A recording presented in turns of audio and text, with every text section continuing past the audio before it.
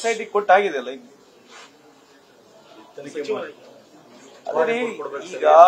ಈಗ SIT ಕೊಟ್ಟಿದ್ದಾರೆ. ಈಗ ನಾವು ಸುಮ್ಮನೆ ಆತರದಲ್ಲಿ ಮಾತಾಡಿದ್ರೆ ಏನು ಅರ್ಥ ಇಲ್ಲ. We have to wait for let investigation begin ಆಗುತ್ತೆ. ಸೊ ಇನ್ವೆಸ್ಟಿಗೇಷನ್ ವರದಿ ಬಂದ ಮೇಲೆ ಸರ್ಕಾರ ಸಮರ್ಪಕವಾಗಿ ಯಾವ ರೀತಿ ಅದನ್ನು ಮುಂದೆ ವಹಿಸಬೇಕು, ಏನ್ ಬರುತ್ತೆ ಅದ್ರ ಮೇಲೆ ಸೊ ಸಂಬಂಧಪಟ್ಟ ಸಚಿವರು ಅದಕ್ಕೆ ಮುಖ್ಯಮಂತ್ರಿಯವರು ಕೂಡ ಉತ್ತರ ಕೊಡ್ತಾರೆ.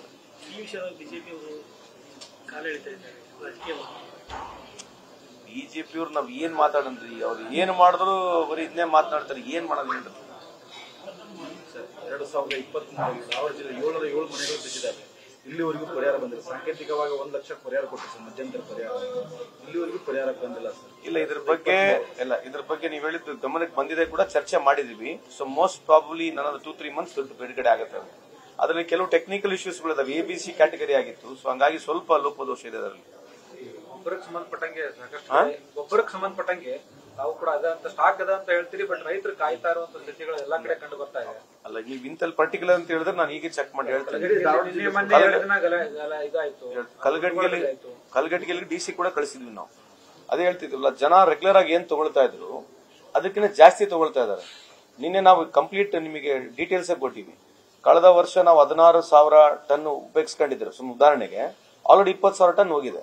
ಕೆಲವು ತಾಲೂಕುಗಳು ಜಾಸ್ತಿನೂ ಹೋಗಿದೆ. ಆತಂಕ ಇರತಕ್ಕಂಥದ್ದು ಇದೇನ್ ಚೇಂಜ್ ಮಾಡಿದೀವಿ, ಈಗೇನು ಹೊಸ ಕಾಂಪ್ಲೆಕ್ಸ್ ಕೊಡ್ತಾ ಇದೀವಿ, ಹಂಗಾಗಿ ಜನರು ಜಾಸ್ತಿನೇ ತಗೊಳ್ತಾ ಇದಾರೆ. ಒಂದು ನಿನ್ನೆನು ನಿಮಗೆ ಹೇಳಿದೀವಿ, ಎಲ್ಲಿ ಕಮ್ಮಿ ಬರುತ್ತೆ ಅಲ್ಲಿ ಖಂಡಿತವಾಗಿ ಸಂಪೂರ್ಣ ಆದಂತ ಅಲ್ಲಿ ಏನು ರೈತರಿಗೆ ಅನಾನುಕೂಲ ಆಗಲ್ಲ ನಾವು ನೋಡ್ಕೊಂಡು ಹೋಗ್ತೀವಿ.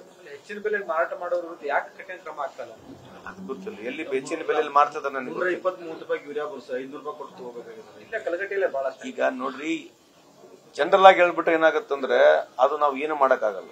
ಇಂಥ ಪರ್ಟಿಕ್ಯುಲರ್ ಯಾರನ್ನ ಒಬ್ರು ಪರ್ಟಿಕ್ಯುಲರ್ ಆಗಿ ನಮಗೆ ಇನ್ಫಾರ್ಮೇಶನ್ ಕೊಟ್ರೆ ನಾವು round the time round the table ನಾವ್ ಇಲ್ಲೇ ಇರ್ತೀವಿ, ನಾವು ಫೋನ್ನಾಗ ಮಾತಾಡ್ತೀವಿ, ನಾವ್ ಇಲ್ಲೇ ಇರ್ತೀವಿ. ಎಲ್ಲರೂ ಫೋನ್ ಮಾಡಿದ್ರೆ ಎತ್ತೀವಿ, ಸರಾಗಿ ಫೋನ್ ಮಾಡಿ ಹಿಡ್ಕೊಂತಾರೆ, ಪೊಲೀಸ್ ಹಿಡ್ಕೊಂಡು ಹೆಲ್ಮೆಟ್ಗೂ ಫೋನ್ ಮಾಡ್ತಾರೆ.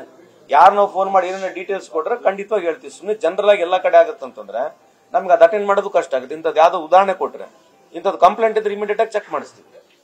ವ್ಯಾಪಾರ ಒಕ್ಕೂಟ ಹುಟ್ಟುವ ಸಂಸ್ಥೆ ವಿರುದ್ಧ ಮೊನ್ನೆ ರೈತರೆಲ್ಲ ಪ್ರತಿಭಟನೆ ಕೂಡ ಮಾಡ್ತಾರೆ. ಅದ್ರ ಬಗ್ಗೆ ರೈತರು ಪ್ರತಿಭಟನೆ ಮಾಡಿದ್ರೆ ಗೌರವ ಇದೆ, ಅದ್ರಗೇನು ತಪ್ಪಿಲ್ಲ ಅಂತ ಹೇಳಿದ್ರು. ಸ್ಪೆಸಿಫಿಕ್ ಇದ್ರೆ ಈಸಿ ಅಂತ ಕಂಡುಹಿಡಿಯೋದು. ಈಗ ಸಾರ್ವಜನಿಕವಾಗಿ ಜನರಲ್ ಆಗಿ ಹೇಳ್ಬಿಟ್ರೆ ಎಲ್ಲಿ ಯಾರಿಗೂ ಹಿಡಿಬೇಕು ನಾವೀಗ. ಅವ್ರು ಹೇಳ್ತಿರೋದು ಸರಿ ಇಲ್ಲ ಅಂತ ಹೇಳ್ತಾ ಇಲ್ಲ ನಾನು. ಯಾರು ರೈತರು ಹೇಳ್ತಾರೆ ಸರಿ ಇಲ್ಲ ಅಂತಲ್ಲ, ದೇರ್ ಮಸ್ಟ್ ಬಿ ಡೆಫಿನೆಟ್ ಇದೆ. ಇಂತ ಖಚಿತವಾಗಿ ಹೇಳಿದ್ರೆ ನಮ್ಗೆ ಈಸಿ ಆಗುತ್ತೆ ಅಂತ ಹೇಳ್ತಾರೆ. ಕರ್ನಾಟಕದ ಏಕೈಕ ವಿಶ್ವವಿದ್ಯಾಲಯ ಕಾನೂನು ವಿಶ್ವವಿದ್ಯಾಲಯ ಅದರಲ್ಲಿ ಹುಬ್ಬಳ್ಳಿಯಲ್ಲಿ ಅನುದಾನ ಇಲ್ಲ, ಹಾಸ್ಟೆಲ್ನಿಂದ ವಂಚಿತ ಆಗ್ತಾರೆ ವಿದ್ಯಾರ್ಥಿಗಳು, ಬೋಧಕಿಯೇತರ ನೇಮಕಾತಿ ಇಲ್ಲ. ಇದ್ರ ಜೊತೆಗೆ KVD ಕೂಡ ಪ್ರತಿಭಟನೆ ಮಾಡ್ತಾರೆ ಸಿಬ್ಬಂದಿ. ಯಾವ್ದು ಮಾತಾಡೋಣ ಫಸ್ಟ್?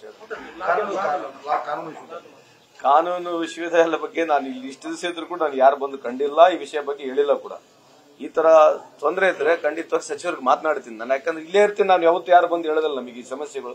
KDP ಇಲ್ಲೇ ಮಾಡ್ತೀವಿ, ಯಾರು ಹೇಳಿಲ್ಲ ಸಮಸ್ಯೆ ಆಯ್ತೋ ಇಲ್ಲ ಗೊತ್ತಿಲ್ಲ. ಇದ್ರೆ ಖಂಡಿತವಾಗಿ ನಾನು ಚೆಕ್ ಮಾಡಿಸ್ತೀನಿ ಅದನ್ನ. ಈಗ ಏನಾಗುತ್ತೆ ಈ ತರ ಇಶ್ಯೂಗಳಲ್ಲಿ, ನಮಗೆ ಸಾರ್ವಜನಿಕರು ಬಂದು ನಮ್ಮನ್ನು ಹೇಳಿದ್ರೆ ನಾವು ಅಟೆಂಡ್ ಮಾಡೇ ಮಾಡ್ತೀವಿ. ಸ್ಪೆಸಿಫಿಕ್ ಆಗಿ ಕೆಲವು ಸಮಸ್ಯೆಗಳು ಬಂದಾಗ ಅಟೆಂಡ್ ಮಾಡಕ್ ಆಗೋದಿಲ್ಲ ಅಂತ ಅವ್ರು ನಾವು ಹೇಳ್ಬೋದು. ಕೆಲವು ವಿಷಯಗಳು ನಮಗೆ ಗುರ್ತು ಕೂಡ ಇರಂಗಿಲ್ಲ. ಸೊ ಈಗ ಇಂಥ ಸಂದರ್ಭದಾಗ ನೇರವಾಗಿ ನೀವು ಕೇಳಿದಾಗ ನಾನು ಇವತ್ತುವರೆಗೆ ಅವ್ರು ಬಂದು ಈ ರೀತಿ ಇದೆ ಅಂತ ಪ್ರಾಬ್ಲಮ್ ಅಂತ ಹೇಳಿಲ್ಲ ಅವ್ರು ನನಗೆ. ಇಡಿಗೆ ಸಂಬಂಧಪಟ್ಟಂಗೆ ಸುಪ್ರೀಂ ಕೋರ್ಟ್ ಇಡಿಗೆ ತಪ್ಪರಾಕಿ ಹಾಕಿರುವಂತದ್ದು ಬಿಡಿ ಸರ್, ಹೋಗ್ಲಿ. ಈಗ ಏನಿದೆ, ಈಗ ಮೋದಿ ಸಾಹೇಬ್ರದ್ದು ಒಂದು ಟರ್ಮ್ ಇದೆ, ಅರ್ಥ ಆಯ್ತಲ್ವಾ? ಅದ್ ಮುಗಿಯವರೆಗೆ ದೇಶದಲ್ಲಿ ಯಾರೇನು ಮಾತಾಡಂಗಿಲ್ಲ. ಆ ಟರ್ಮ್ ಮುಗಿಲದು. ಈಗೇನಾಗೈತೆ ಅಂತ ನಾವೇನ್ ಹೇಳಿದ್ರೆ ಅವ್ರ ವಿರುದ್ಧನೇ ಇದೆ ಅಂತ ಹೇಳ್ತೀರಿ. ಇವತ್ತಿಲ್ಲದ್ರೆ ಮುಂದೆ ಬರ್ತಕ್ಕಂಥ ದಿನಗಳಿಗೆ ಅರ್ಥ ಆಗುತ್ತೆ. ಯಾಕಂದ್ರೆ ಎಲ್ಲಾ ಆಡಳಿತಗಳ ಮಾಪನ ಆಗೇ ಆಗುತ್ತೆ ಮುಂದೆ. ಅದ್ರ ಬಗ್ಗೆ ಈಗ ಸದ್ಯಕ್ಕೆ ಚರ್ಚೆ ಬೇಡ. ಇಡಿ ಬಗ್ಗೆ ಸಮರ್ಪಕವಾಗಿ ಸುಪ್ರೀಂ ಕೋರ್ಟ್ ಬಹಳ ಸರಿಯಲ್ಲ. ಇದು ಗವರ್ನರ್ ಯಾವ ರೀತಿ ಬಿಹೇವ್ ಮಾಡ್ತಾ ಇದಾರೆ, ಗವರ್ನರ್ ಏನ್ ಮಾಡ್ತಾ ಇದಾರೆ, ಯಾವ ರಾಜ್ಯಗಳಲ್ಲಿ ಏನ್ ಮಾಡ್ತಾ ಅಂತ ಸುಪ್ರೀಂ ಕೋರ್ಟ್ ಹೇಳಿದೆ. ಇಡಿ ಯಾವ ರೀತಿ ನಡೆಸ್ತದೆ ಅಂತ ಸುಪ್ರೀಂ ಕೋರ್ಟ್ ಪದೇ ಹೇಳ್ತಾ ಇದೆ. ಸೊ ಅದ್ರ ಬಗ್ಗೆ ಏನ್ ಚರ್ಚೆ ಮಾಡೋದು ಹೇಳಿ? ಮೂಡಾ ಕೇಸ್ ಅಂತ ಸುಪ್ರೀಂ ಕೋರ್ಟ್ ರಿಲ್ಯಾಕ್ಸ್ ಕೊಟ್ಟಿದೆ ಸಿಎಂ. ಅದೇ ಹೇಳಿದ್ನಲ್ಲ ಈಗ ಅಲ್ಲಿವರೆಗೆ ಅದೇ ಹೇಳ್ತಿರೋದು. ಇದರಲ್ಲಿ ನೀವು ರಾಜಕೀಯಕ್ಕಾಗಿ ಇಡಿ ಬೆಳೆಸ್ತಾ ಇದ್ದೀರಿ ಅಂತ ಹೇಳಿ ಸುಪ್ರೀಂ ಕೋರ್ಟ್ ಇದು ಈ ವಿಷಯದಲ್ಲ, ಎಲ್ಲ ವಿಷಯದಲ್ಲಿ ಹೇಳಿದೆ. ನಮಗಿಲ್ಲಿ ಗುರ್ತಾಗಲ್ಲ, ಇದರಲ್ಲಿ ಜಾಸ್ತಿ ತೋರಿಸಲ್ಲ. ಯಾವುದೇ ಕೇಂದ್ರ ಸರ್ಕಾರ ವಿರುದ್ಧವಾಗಿರ್ತಕ್ಕಂಥದ್ದನ್ನು ಜಾಸ್ತಿ ಬೆಳಕಿಗೆ ಬರೋದಿಲ್ಲ ಈ ದೇಶದಲ್ಲಿ.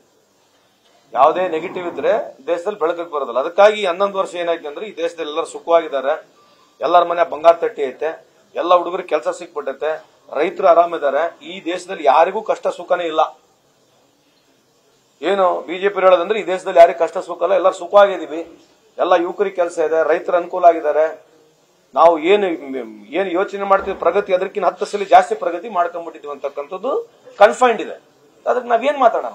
ಇದ್ರ ಬಗ್ಗೆ ಹೋರಾಟ ಮಾಡೋರು ತಾವೇ ಸುಮ್ಮನೆ ಕೂತಿದ್ರು ಸರ್. ಅಲ್ಲ, ಹೋರಾಟ ಯಾರು ಮಾಡ್ತಿಲ್ರಿ? ನಮಗಾದಂತ ಲಿಮಿಟೇಷನ್ಸ್ ನಾವು ಮಾಡ್ತೀವಲ್ಲ. ಅವ್ರಿಗೆ ಹೋರಾಟ ಮಾಡಕ್ಕೆ ಏನಿದಾರೆ ಅಂದ್ರೆ ಟಿವಿಗಳು ಇಟ್ಕೊಂಡ್ಬಿಟ್ರೆ ಅವ್ರು ಹೋರಾಟ ಎಲ್ಲ ಟಿವಿ ಮುಖಾಂತರ ನಡೆಯೋದು ಅವ್ರದ್ದು.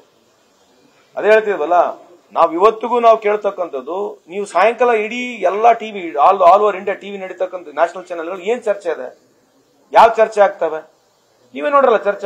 ಚರ್ಚೆ ಆಗೋದು ಒಂದ್ ಸೈಡ್ ಚರ್ಚೆ ಇದಾವದ್ರಲ್ಲಿ, ಅದ್ರಾಗೆ ಎಳ್ಳೆ ಮಾತೇ ಇಲ್ಲಲ್ಲ. ಬೇಕಾದ್ರೆ ಕಳೆದ 10 ವರ್ಷ ತೆಗೆದು ಬಿಡ್ರಿ, ಎಲ್ಲ ಸಾಯಂಕಾಲ 6 ರಿಂದ 8 ಗಂಟೆಗೆ ಏನಾಗ್ತಾವ ನೋಡ್ರಿ ಇಡೀ ದೇಶದಲ್ಲಿ. 6 ರಿಂದ 8, 9 ಎಲ್ಲ ಪ್ರೈಮ್ ಟೈಮ್ಗಳು ಏನು ನಡೀತಾವೆ ಡಿಬೇಟ್ಗಳ ಬಗ್ಗೆ ಚರ್ಚೆ ಮಾಡಿ ನೋಡ್ರಿ. ಯಾಕಂದ್ರೆ ಎಲ್ಲ ಅದಾನಿದು ಅಂಬಾನಿದು ಅವೆಲ್ಲ ಚಾನೆಲ್ಗಳು ಅರ್ಧಕ್ಕರ್ಧ. ನ್ಯಾಷನಲ್ ಮೀಡಿಯಾದಲ್ಲೆಲ್ಲ ಇದೇ ರೀತಿ ಇರ್ತಕ್ಕಂಥ ವಾತಾವರಣ ಇದೆ. ಅದ್ರಿಗೆ ಸುಳ್ಳೇನಿದೆ? ಟ್ರಂಪ್ ಹೇಳಿಕೆ ಇನ್ನೂ ಕೂಡ ಪ್ರತಿಕ್ರಿಯೆ ಆಗ್ತದೆ ಬಿಜೆಪಿ. ನಮ್ಮನ್ನು ಕೇಳಿದ್ರೆ ಹೆಂಗಿರು, ಬಿಜೆಪಿ ಕೇಳ್ರಿ. ಪ್ರಹ್ಲಾದ್ ಜೋಶಿ ಅವ್ರು ಬರ್ತಾರ, ಅವ್ರನ್ನ ಕೇಳ್ರಿ.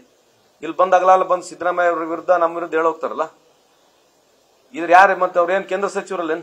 ಯಾವ್ದು ಕೇಂದ್ರ ಸಚಿವರು ಒಬ್ರು ಉತ್ತರ ಕೊಡೋದ್ ಬೇಡ ಇದ್ರ ಬಗ್ಗೆ. ಅದು ರಾಹುಲ್ ಗಾಂಧಿ ಕೇಳಿದ್ರೆ ಸುಮ್ನೆ ಮುಗ್ಗ ಅವ್ರ ಮೇಲೆ ಬೀಳೋದು, ಅಷ್ಟು ಬಿಟ್ರೆ ನೀನಿದೆ. ಇನ್ನಾದ್ರ ಆಯ್ತ್ರಿ, ಈ ದೇಶದ ಪ್ರಧಾನಮಂತ್ರಿ ಒಂದು ಪ್ರೆಸ್ ಮೀಟ್ ಮಾಡಕ್ ಕೇಳ್ರಿ. ಓಲ್ ಎತ್ಲಾಗ 11 ವರ್ಷ ಆಯ್ತು, ಒಂದ್ ಪ್ರೆಸ್ ಮೀಟ್ ಮಾಡಕ್ ಕೇಳ್ರಿ. ಯಾಕೆ ಮಾಡಬಾರ್ದು? ಡೆವಲಪ್ಮೆಂಟ್ ವಿಷಯಗಳು ಚರ್ಚೆ ಆಗ್ತಿಲ್ಲ ಸರ್. ಅಲ್ರಿ, ಅವ್ರಿಗೆ ಬಂದ್ ಪ್ರೆಸ್ ಮೀಟ್ ಮಾಡಕ್ ಕೇಳ್ರಿ ಪ್ರಧಾನಮಂತ್ರಿ ಅವ್ರಿಗೆ. ಪ್ರಧಾನಮಂತ್ರಿ ಅವ್ರು ಹೇಳಿಲ್ಲ ಈ ವರ್ಷ 11 ವರ್ಷ ಏನ್ ಮಾಡಿದಾರೆ ಅಂತ ಅವ್ರ ಬಾಯಲ್ಲಿ ಕೇಳ್ಬೇಕಲ್ಲ. ನಾವು ಬರೀ ಭಾಷಣ ಮಾಡ್ಬಿಟ್ರೆ ಆಯ್ತಾ? ಈ ಪೆಹಲ್ಗಾಮ್ ಆಯ್ತು, ಪೆಹಲ್ಗಾಮ್ ಆದ್ಮೇಲೆ ಒಂದು 8-10 ಫಾರಿನ್ ಟೂರ್ ಆಯ್ತು, ಫಾರಿನ್ ಟೂರ್ ಆದ್ಮೇಲೆ ಇಲ್ಲಿವರೆಗೆ ಬರೀ ಬಿಹಾರ್ ಎಲೆಕ್ಷನ್. ಪೆಹಲ್ಗಾಮ್ ಆಯ್ತು, ಪೆಹಲ್ಗಾಮ್ಲಿಂದ ಬಿಹಾರ್ ಎಲೆಕ್ಷನ್, ಒಂದು 8-10 ಟೂರ್ ಫಾರಿನ್ ಟೂರ್. ಎಲ್ಲಿ ಪ್ರಧಾನಮಂತ್ರಿ ಹೇಳಿದಾರೆ? ಮನ್ ಕಿ ಬಾತ್ ಟಿವಿಯಾಗ ನೋಡ್ಬೇಕು. ಏನ್ ನಡೀತಾ ಇದೆ ಏನ ದೇಶದಲ್ಲಿ ಎಲ್ಲ ನಮಗೆ ಪ್ರೈಮ್ ಟೈಮ್ ನಲ್ಲೇ ಗೊತ್ತಾಗೋದು. ಯಾವ ಕ್ಯಾಬಿನೆಟ್ ಸಬ್ ಕಮಿಟಿ ಮೀಟಿಂಗ್ ಇರಂಗಿಲ್ಲ, ಯಾರು ಮಿನಿಸ್ಟರ್ಗಳು ಬಂದು ಅವ್ರ ಇಲಾಖೆಯಲ್ಲಿ ಏನಾಗಿದೆ ಅಂತ ಇವತ್ತುವರೆಗೆ ಹೇಳಿಲ್ಲ. 11 ವರ್ಷದ ಅವಧಿಯಲ್ಲಿ ಯಾವ ಇಲಾಖೆ ಮಿನಿಸ್ಟರ್ ಅವ್ರ ಅವಧಿಯಲ್ಲಿ ಏನಾಗಿದೆ ಅಂತ ಒಬ್ರು ಬಂದು ಎಲ್ಲಿ ಪ್ರೆಸ್ ಮೀಟ್ ಮಾಡೋದಿಲ್ಲ. ಎಲ್ಲ ಪ್ರೈಮ್ ಟೈಮ್ ನಲ್ಲೇ ತಿಳ್ಕೋಬೇಕು. ನಾವು ವಾಟ್ಸಪ್, ಫೇಸ್ಬುಕ್ ಪ್ರೈಮ್ ಟೈಮ್ ನಲ್ಲಿ ತಿಳ್ಕೋಬೇಕು. ಸೆಪ್ಟೆಂಬರ್ 75 ವರ್ಷ ಮೋದಿ ಅವರು ಕೇಳಿದ್ದಾರೆ, ಖರ್ಗೆ ಅವರು ಪ್ರಧಾನಮಂತ್ರಿ ಆಗ್ತಾರೆ. ಗೊತ್ತಿಲ್ಲ, ನನಗೆ ಗೊತ್ತಿಲ್ಲ. ಗಂಗಾ ಕಲ್ಯಾಣಕ್ಕೆ ಅನುಮೋದನೆ ಸಿಗ್ತಿಲ್ಲ, ರಾಜ್ಯದಿಂದ ಅನುದಾನ ಇಲ್ಲ. ಅರ್ಜಿಯಾಗಿ ಸಾಕಷ್ಟು ಅರ್ಜಿಗಳು ಹಂಗೆ ಕೊಟ್ಟಿದ್ದಾರೆ. ನನಗೆ ಗೊತ್ತಿಲ್ಲ, ಅವರಿಗೆ ಕೇಳಿ. ಗಂಗಾ ಗಂಗಾ ಕಲ್ಯಾಣಿಗೆ ಏನಾಗಿರ್ತದೆ, ಲಿಮಿಟೆಡ್ ಇರ್ತದೆ, ಟಾರ್ಗೆಟ್ ಲಿಮಿಟೆಡ್. ಈಗ 10,000 ಅರ್ಜಿ ಇದ್ರೆ ಅಲ್ಲಿ ಎಷ್ಟಿದೆ ಹಣಕಾಸಿನ ಲಭ್ಯ ಮೇಲೆ ಕೊಡ್ತಾರೆ. ಎಲ್ಲ ಇಲಾಖೆಗಳು ಎಲ್ಲ ಸರ್ಕಾರಗಳಿಗೆ ಬಂದಾಗ ಅದೆಷ್ಟಿರುತ್ತೆ. ಈಗ 10,000 ಈಗ ಮನೆ ಒಂದು 5 ಲಕ್ಷ ಮನೆ ಬೇಕು, 5 ಲಕ್ಷ ಮನೆ ಕಟ್ಟಕ್ಕಾಗತ್ತೆ ಒಂದ್ ಏಟಿಗೆ ಹಂತವಾಗಿ ಕಟ್ತಾರೆ. ಸೊ ಕೇಳಿರ್ತಕ್ಕಂಥ ಅರ್ಜಿಗೆ ಸಮರ್ಪಕವಾಗಿ ಯಾವುದೇ ಇಲಾಖೆಯಲ್ಲಿ ಯಾವುದೇ ಸರ್ಕಾರ ಬಂದು ಸಂಪೂರ್ಣ ದುಡ್ಡು ಕೊಡಕ್ ಆಗಲ್ಲ ಅಂತ ಕೊಡ್ತಾರೆ. ಅದನ್ನ ಮಾದಾಯಿ ಸಂಬಂಧಪಟ್ಟ ನಿನ್ನೆ ಮತ್ತೆ ಹೋರಾಟಗಳಾಯ್ತು, ಜೋಶಿಯವರ ಮನೆಗೆ ಮೀಟಿಂಗ್ ಕೂಡ ಆಗಿದ್ದು, ಎಲ್ಲೋ ಒಂದ್ ಕಡೆ ರಾಜಕಾರಣದಿಂದಾಗಿ ವಿಳಂಬ ಆಗ್ತದೆ ಅಲ್ರಿ. ಫಂಡಮೆಂಟಲ್ ಪಾಯಿಂಟ್ ನಿಮಗೂ ಗುರ್ತದೆ ಅಲ್ವಾ? ನೀವು ಅದನ್ನ ಸರಿಯಾಗಿ ಹೇಳ್ಬಿಟ್ರೆ ಈಸಿ ಆಗುತ್ತೆ. ಎನ್ವೈರನ್ಮೆಂಟ್ ಕ್ಲಿಯರೆನ್ಸ್ ಕೇಂದ್ರ ಸರ್ಕಾರ ಕೊಡಬೇಕು. ಟೆಂಡರ್ ಕರೆದು ಕುತ್ಕೊಂಡಿದ್ದೇವೆ, ಮುಖ್ಯಮಂತ್ರಿಗಳು ಕೂಡ ನೇರವಾಗಿ ಹೇಳಿದ್ದಾರೆ. ಇದರಿಗೆ ಅನುಮಾನ ಇದೆಯಾ? ಗೋವಾಗ್ ಬೇಕಿದ್ದಾಗ ಓವರ್ನೈಟ್ ಅಲ್ಲಿ ನಮಗೆ ಕಾರವಾರ ಭಾಗದಾಗೆಲ್ಲ ಎನ್ವೈರನ್ಮೆಂಟ್ ಕ್ಲಿಯರೆನ್ಸ್ ಕೊಟ್ಬಿಟ್ರು ಗೋವಾಗ. ನಮಗೆ ಯಾಕೆ ಕೊಡ್ತಾ ಇಲ್ಲ ನೋಡಿ? ಇದರಲ್ಲಿ ಏನ್ ಹೇಳ್ಬೇಕ್ರಿ ನಾವು? ಏನ್ ಏನ್ ಏನ್ ಹೇಳಂತದ್ದು ಏನಿದೆ ಹೇಳ್ರಿ ನೀವು? ನಾವೇನಂದ್ರೆ ಸಿಗ್ತೀವಿ ನಿಮಗೆ, ಅವ್ರು ಯಾರು ಸಿಗ್ತಾರೆ? ಯಾರು ಬಿಜೆಪಿ ಯಾರನ್ನ ಸಿಗ್ತಾರೆ ಪ್ರಶ್ನೆಗಳಿಗೆ? ಅವರೆಲ್ಲ ಮೋದಿ ಸಾಹೇಬ್ರ ಅಭ್ಯಾಸ ಮಾಡ್ಕೊಂಡ್ಬಿಟ್ರು. ಮೋದಿ ಸಾಹೇಬ್ರು ಎಲ್ಲಿ ಪ್ರೆಸ್ ಮೀಟ್ ಮಾಡಲ್ಲ, ಇವ್ರು ಪ್ರೆಸ್ ಮೀಟ್ ಅಂದ್ರೆ ಕರೆದು ನಮ್ಮನ್ನು ಬೈದು ಹೋಗ್ಬಿಡೋದು ಆಟೆ. ಬಿಜೆಪಿ ಅವ್ರ ಪ್ರೆಸ್ ಮೀಟ್ ಏನಂದ್ರೆ ಬರೋದು, ನಮ್ಮನ್ನು ಬೈಯೋದು, ಹೋಗೋದು. ಪ್ರಶ್ನೆಗಳು ಅವರು ಉತ್ತರಿಸಲಿ, ನಾವು ಉತ್ತರಿಸ್ತೀವಲ್ಲ, ಅದ್ರಾಗೇನಿದೆ. ಥ್ಯಾಂಕ್ ಯು, ನಮಸ್ಕಾರ. ನ್ಯೂಸ್ ಫಸ್ಟ್, ನಿರ್ಭೀತಿಯಿಂದ ನಿಮ್ಮ ಪರವಾಗಿ.